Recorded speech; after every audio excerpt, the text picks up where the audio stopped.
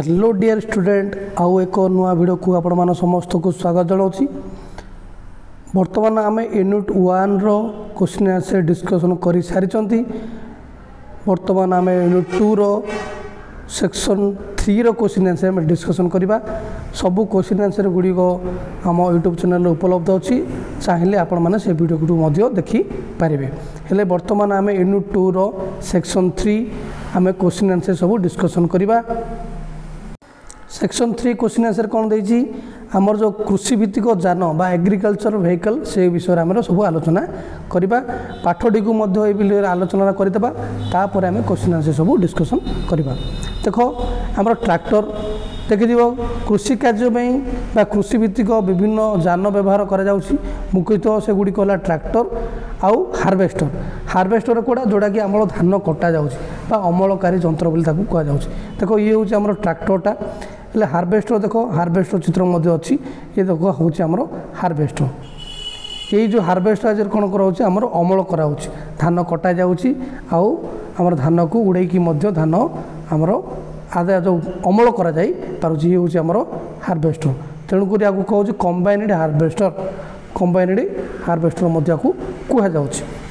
हेले आमर कृषि भित्तिक जान मध्य दुईटी जान मुख्यतः गोटे ट्रैक्टर आ गोटे हार्वेस्टर।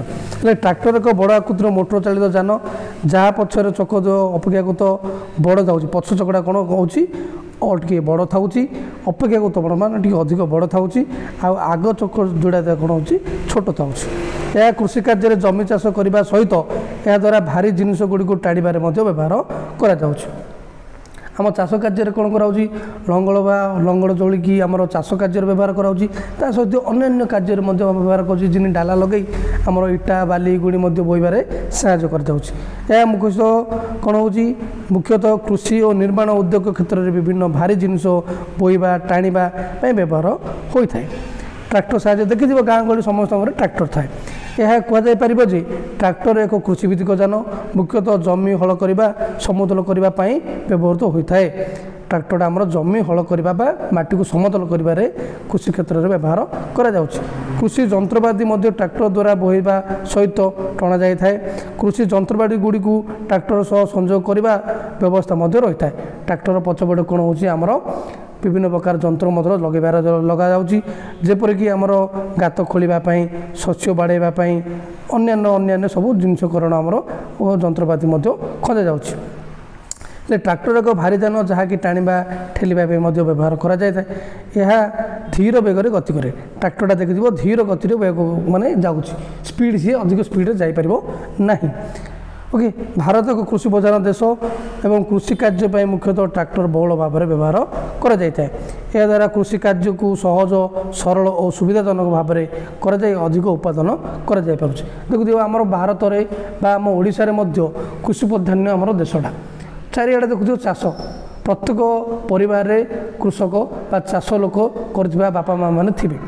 तेणु ये जो कृषि कार्य आमर सहज आगे कौन होता बलद द्वारा होता हल लंगल करा किंतु धीरे धीरे आमर ट्रैक्टर प्रत्येक गाँव में उपलब्ध है, जहाँफल कृषि कार्य आम देखिए बहुत साहाय्य आसी पारा। कम समय मध्य आम बहुत गुड़िए चाष कार्य आम व्यवहार कर अल्प समय अधिक जमी चाष करी आमर समय बंचुची, ता सहित अर्थ बंचुची और पारिश्रमिक कम हो पारुछि। हेले आधुनिक ट्रैक्टर गुड़िक साधारणतः डीजेल इंजिन द्वारा चली थाए।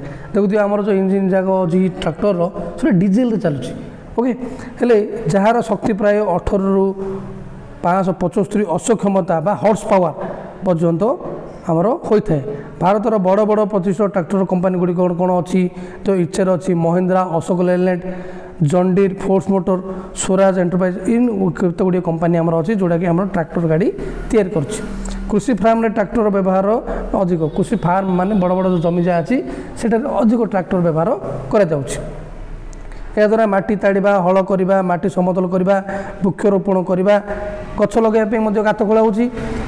विभिन्न कार्य आमर कौन कराऊँ ट्रैक्टर को व्यवहार कराऊँ। विभिन्न प्रकार कृषि कार्य स्वतंत्र मॉडल ट्रैक्टर तैयार करा जायछि। देखुथिबो गाँ गहली एवं आसिलानी बा सहर जहाँ देखिथिबो छोट छोट ट्रैक्टर आसिलानी ना कि सेगुड़ी है शस्य ଧାଡ଼ି ଧୁଆ ଧାଡ଼ି ରୋଇବା ପାଇଁ ମଧ୍ୟ ଅଛି ଯନ୍ତ୍ର। ଟ୍ରାକ୍ଟର ଫଳ ଓ ଅନ୍ୟାନ୍ୟ ପରିବା ଚାରା ରୋପଣ ଉପଯୋଗୀ ଟ୍ରାକ୍ଟର, ମାନେ ଖୋଳିବା ପାଇଁ ଗାତ ଆମର ଛୋଟ ଛୋଟ ଟ୍ରାକ୍ଟର ମଧ୍ୟ ଏବେ ଆସିଲାଣି। ହେଲେ ଅଣକୃଷି କ୍ଷେତ୍ରରେ ମଧ୍ୟ ବିଭିନ୍ନ କାର୍ଯ୍ୟକ୍ରମ ଟ୍ରାକ୍ଟର ବ୍ୟବହାର କରାଯାଉଛି। କୃଷି କ୍ଷେତ୍ରକୁ ଛାଡ଼ିଦେଲେ ଆଉ ବିଭିନ୍ନ ପ୍ରକାର ଯେଉଁଠି ଘର କାମ ହେଉଛି, ଯେଉଁଠି ବିଲ୍ଡିଂ ବନା ହେଉଛି, ଟ୍ରାକ୍ଟରରେ ମଧ୍ୟ ଜିନିଷପତ୍ର ଅଣାଯାଉଛି। ସେଇଟା ହେଉଛି ଅଣକୃଷି। ସେଗୁଡ଼ିକ ହେଲା ଭୂପୃଷ୍ଠତଳ କରିବା, ଭୂପୃଷ୍ଠ ସମତଳ କରିବା, ମାଟି ବା ପଥର ଖନନ କରିବା, ଭାରି ଜିନିଷ ଉଠାଇବା ଆଉ ବୋହିବା ଇତ୍ୟାଦି କ୍ଷେତ୍ରରେ ଆମର ଟ୍ରାକ୍ଟରକୁ ବ୍ୟବହାର କରାଯାଉଛି। ସହରତଳି ତଥା ଗ୍ରାମାଞ୍ଚଳରେ ବଗିଚା କାର୍ଯ୍ୟରେ ମାଟି ସମତଳ କରିବା, ଗାତ ଖୋଳିବା, ବୃକ୍ଷରୋପଣ କରିବା ଆଦି କାର୍ଯ୍ୟ ପାଇଁ ବିଭିନ୍ନ ମଡେଲର ଟ୍ରାକ୍ଟର ବ୍ୟବହାର କରାଯାଉଛି। ସ୍ୱଳ୍ପ ଅସକ୍ଷମତା ବିଶିଷ୍ଟ ଟ୍ରାକ୍ଟରଗୁଡ଼ିକୁ ଯନ୍ତ୍ରଚାଳିତ ଲଙ୍ଗଳ ବା ପାୱାର ଟିଲର ଦେଖିଥିବ। ଛୋଟ ଛୋଟ ଟ୍ରାକ୍ଟର ଯେଉଁ ମୁଁ କହୁଥିଲି ପାୱାର ଟିଲର ଦେଖିଛ, ବା ଛୋଟ ଛୋଟ ଗାଡ଼ି ଯେଉଁଗୁଡ଼ିକ ଯେଉଁ ପାୱାର ଟିଲର ଗୁଡ଼ିକ ଆଜିକାଲି ମଧ୍ୟ ଗାଁ ଗହଳିରେ ଦେଖିବାକୁ ମିଳୁଛି। ଟ୍ରାକ୍ଟର ଇଞ୍ଜିନ୍ ଗୁଡ଼ିକ ଅଧିକ ଦିନ କାର୍ଯ୍ୟକ୍ଷମ ହୋଇଥିବାରୁ ଯାନ୍ତ୍ରିକ କାର୍ଯ୍ୟ ପାଇଁ ବେଶ୍ ଉପଯୋଗୀ। କିନ୍ତୁ ପାୱାର ଟିଲରଟା ଛୋଟ ଛୋଟ ଜମି ପାଇଁ ହେଇପାରିବ, ସେଇଟା ଲଙ୍ଗଳ କରିବା ଚାଷ କରିବାରେ ମଧ୍ୟ ବ୍ୟବହାର କରାହେଉଛି। କିନ୍ତୁ ଟ୍ରାକ୍ଟରଟା ଅଧିକ ଅଳ୍ପ ମାନେ ଅଧିକ ଅସକ୍ଷମତା ହୋଇଥିବାରୁ ସେ ଅଧିକ କାର୍ଯ୍ୟକାରୀ କରିପାରୁଛି। ଠିକ୍ ଅଛି। ହେଲେ ଇଏ ଥିଲା ଆମର ଟ୍ରାକ୍ଟର କାର୍ଯ୍ୟ ସରିଲା। ସେହିପରି ଆମର ଆସିଲା ସମନ୍ୱିତ ଅଶ୍ଵ ଅମଳ ଯନ୍ତ୍ର ବା କମ୍ବାଇନ୍ଡ ହାର୍ଭେଷ୍ଟର। ସମନ୍ୱିତ ଅମଳ ଯନ୍ତ୍ର ବା କମ୍ବାଇନ୍ଡ ହାର୍ଭେଷ୍ଟର ଗୋଟିଏ ପ୍ରକାର ଶସ୍ୟ ଅମଳକାରୀ ଯନ୍ତ୍ର, ଯେଉଁଥିରେ 3 ଭାଗ ଥାଏ।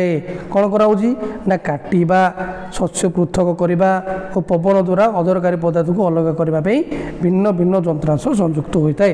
ମାନେ ଧାନ ସେ କାଟିପାରିବ, ପୃଥକ କରିପାରିବ, ଅଲଗା କରିଦେବ, ଧାନ ମାନେ ଗଛରୁ ଧାନକୁ ଅଲଗା କରିଦେବ। ତା ସହିତ କ'ଣ ହେଉଛି ପାଳ ପତ୍ର ସବୁ ଲାଗିଯାଇଥିବ, ସେଇଟାକୁ ସେ କ'ଣ କରିବ ଉଡ଼େଇକି ପବନ କରି ଉଡ଼େଇକିରି କ'ଣ କରିବ ଅଲଗା ଅଲଗା କରିକି ଆମକୁ ପୁରା ଧାନଟା ଅମଳ କରିକି ସେ ଦେଇପାରୁଛି। ସେଥିପାଇଁ ତାକୁ କୁହାହେଉଛି କମ୍ବାଇନ୍ଡ ହାର୍ଭେଷ୍ଟର।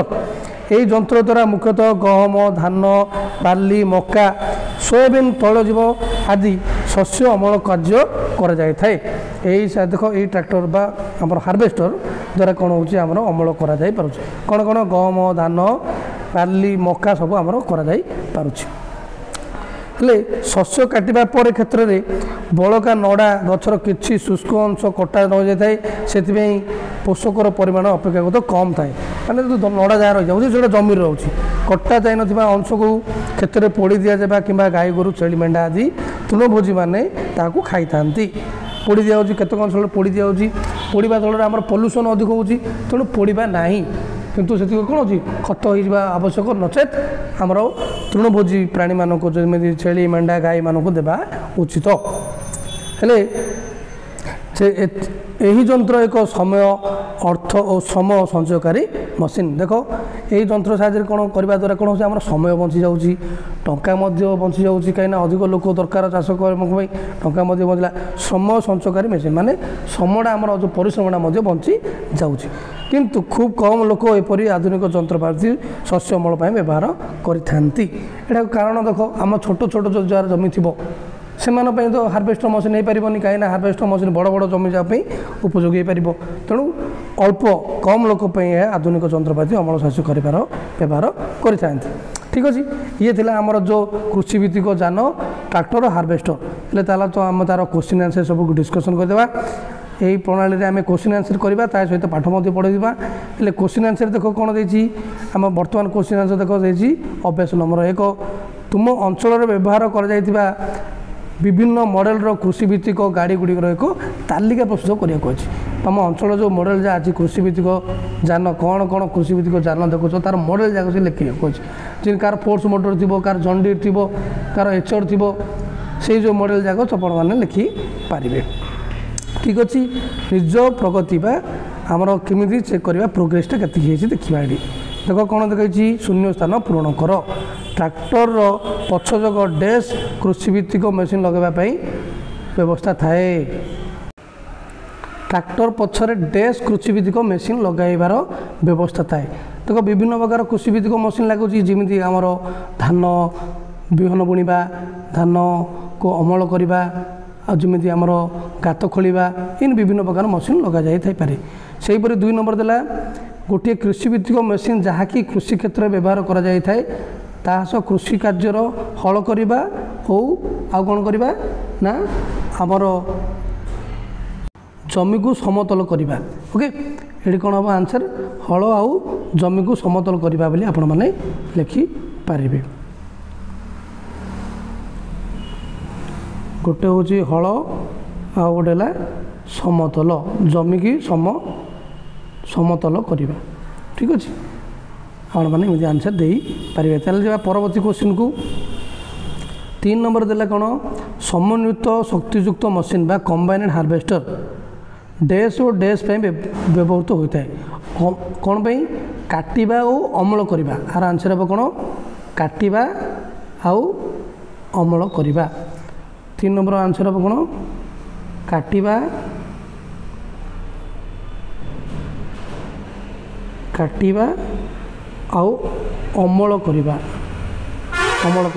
को व्यवहार करा जाए 3 नंबर आंसर है ये से 4 नंबर दे कौन समन्वित शक्तियुक्त अमलकारी मशीन आर्थिक दृष्टिकोण एक डैश गुरुत्वपूर्ण उद्भावन आर्थिक दृष्टिकोण गोटे भल कहीं आर्थिक दृष्टिकोण आमर संचय कर अर्थटा को संचय कर आर्थिक दृष्टिकोण एक संचयकारी गुरुत्वपूर्ण उद्भावन अटे ओके ये अर्थ मध्य संचय कर अर्थ श्रम आउ समय मध्य आमर बंचाई पारुछि ओके से बी नंबर देला कौन संक्षिप्त उत्तरमूलक प्रश्नावली बा शॉर्ट आंसर क्वेश्चन ट्रैक्टर व्यवहार गुड़िक लेख ट्रैक्टर व्यवहार कौन हल करा जाउची जमी माटी समतल करा जाउची ता सहित ट्रैक्टर रे मशीन लगे बिहन बुणा जाई पारुची ट्रैक्टर मशीन लगे गात खोल जा पारुची बा वृक्षरोपण पे गात खोल जा पारुची ओके तार व्यवहार गुड़िक आपण मैंने लिखिपारे से 2 नंबर देला कौन भारत में कृषक मानक कृषि भित्तिक गाड़ी और मशीन किपर सहायक होता है देख मुझे भारत एक हूँ गोटे कृषि प्रधान देश भारत गोटे कृषि प्रधान देश हो आमर प्रत्येक ग्रामांचल बा सहरवासी चाष उपर ही निर्भर करती ओके चाष उपर निर्भर करने हेतु ट्रैक्टर एक गोटे आमर बहुत गोटे भल उपकरण जहाँकि साहाय्य आम चाष कार्य आम व्यवहार करें भारत कृषि प्रधान देश और कृषि कार्य मुख्यतः ट्रैक्टर उपर बहुल भाव में व्यवहार कराए यह द्वारा कृषि कार्य सहज सरल सुविधाजनक भाव कर आमर उत्पादन क्षमता को बढ़ाई दि जाई पारुछि तेणु आमर ट्रैक्टर भारतर माने कृषि प्रधान देश हो ट्रैक्टर बहुल भाव में व्यवहार होता है जहाँफल ट्रैक्टर को आम प्रत्येक क्षेत्र में व्यवहार कर कृषि उत्पादन को आम बढ़ाई पारुचंती तेणु भारत में कृषि मानक कृषक मानक कृषि भित्तिक गाड़ी बा ट्रैक्टर बा हार्वेस्टर मशीन उपरे आमर सहायक होता है हेले ये थिला तार क्वेश्चन आंसर सेमिति आम गत अध्याय आम विभिन्न प्रकार क्वेश्चन आंसर डिस्कस करूँ से वीडियो गुड़िक आप चाहिए चैनल माध्यम देखिपारे हेले आम आगामी अध्याय आम section 4 unit 2 section 4 question answer discussion करवा हेले वीडियो को आपण मैंने सांगसाथी मान सहित शेयर करूँ आउ कमेंट माध्यम जनातु आउ कौन वीडियो आपण मानक दरकार ताहले मुझे प्रति आपण वीडियो नहीं आसबि हेले सांगसाथी मानक शेयर करूँ आउ चैनल माध्यम जब नुआ अच्छा सब्सक्राइब करूँ देखा आउ एक नुआ वीडियो रे रहुछि धन्यवाद।